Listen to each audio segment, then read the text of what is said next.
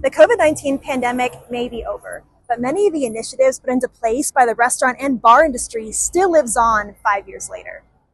Red Gravy, Paravicini's Italian Bistro, 1118 Tapas Bar, and Cerberus Brewing Company were among the local businesses that adapted in the spring of 2020 when faced with mandated shutdowns of in-person dining.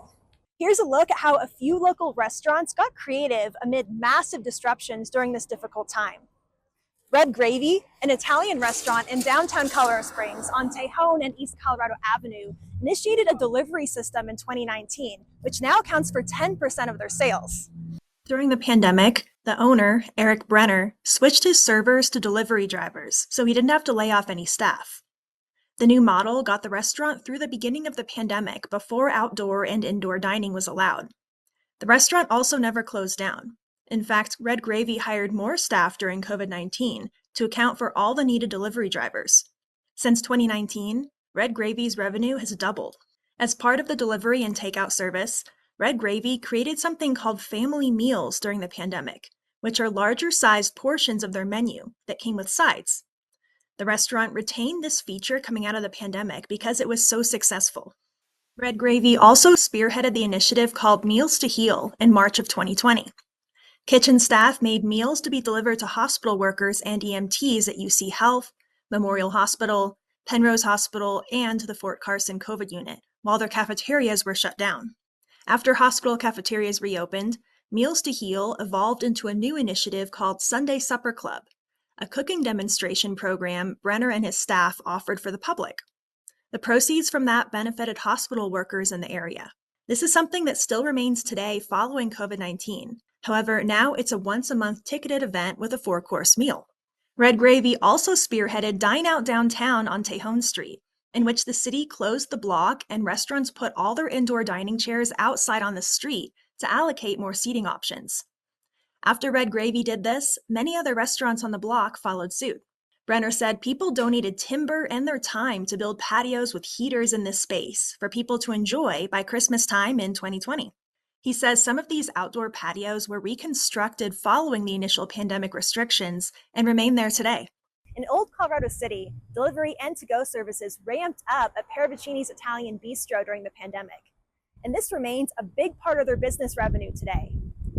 Owner Franco Pisani says he increased these services to stay afloat, like many other restaurants, but he says their to-go business is bigger and stronger now than it's ever been. Paravicini's, a longtime Italian favorite on West Colorado Avenue and South 28th Street, shifted to deliver all orders themselves during the pandemic, so Pisani didn't have to lay off any workers.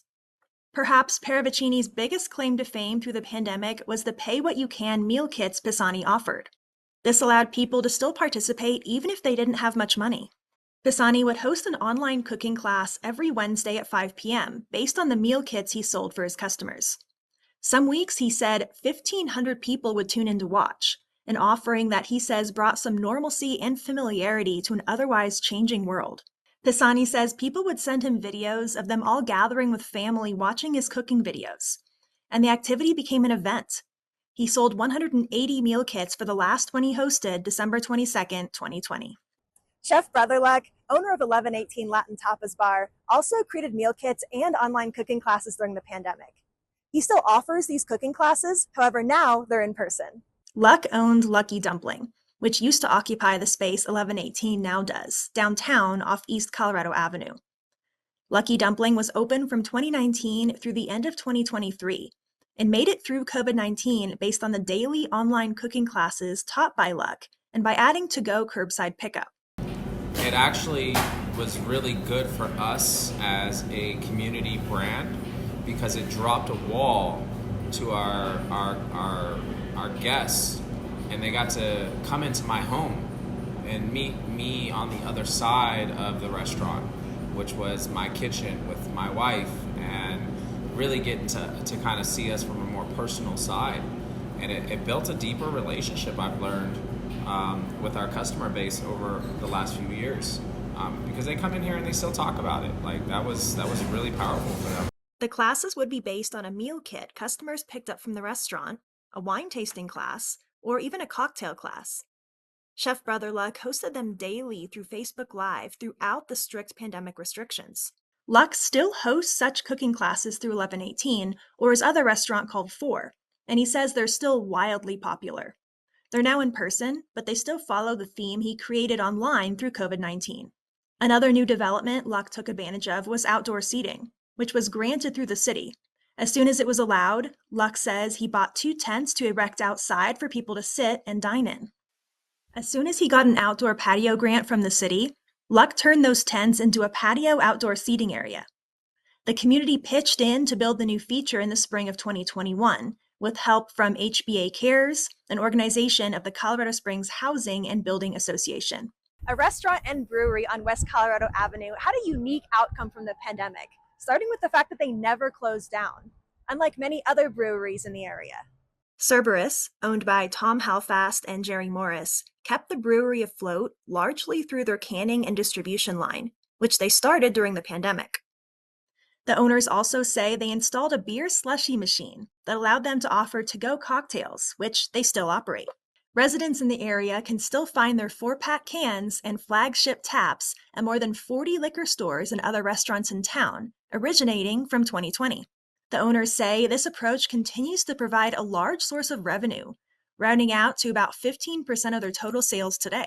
So we actually saw it firsthand and engaged with a lot of, especially the locals that would walk the neighborhood to come here, either for lunch or dinner, or there was people that were here twice a day, and regulars. So that was probably one of the rewarding times for me in the industry. And I've been in hospitality for 20 years now. He's been over 40.